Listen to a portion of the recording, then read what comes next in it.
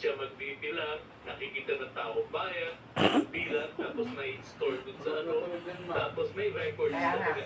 Yung natin sa ating Ma'am Dory sa kasalukuyan, ay days po ito, Ha? ismahin mo yung picture image, imahin ng balon, at papayagan nga po namin Bago umalis si Mario.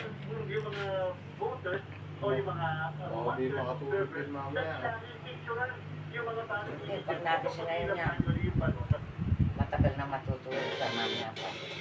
Kasunod ng paglaganap ng social media, kabilang na rin sa mga gustong panungkulan ang ilang influencers at content creators na nagagi ng kandidatura para sa halalan 2025. Nagpapatrol, Dave Javier. Makilala sila sa social media ng content creators. Kabilang sila ngayon sa mga nag-aakad ng posisyon sa gobyerno matapos maghain ng kandidatura para sa 2025 midterm elections. Kabilang dyan si Deo Balbuena o mas kilala bilang Diwata, fourth nominee ng Vendors Party List, at Rosmaritan Mamulaklaki o Rosmartan para konsehal sa unang distrito ng Maynila.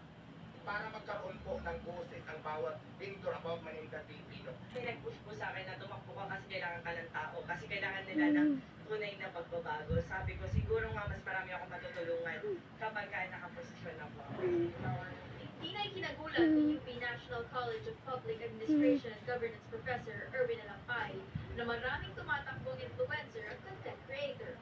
It's just a new media, no different from mga artista.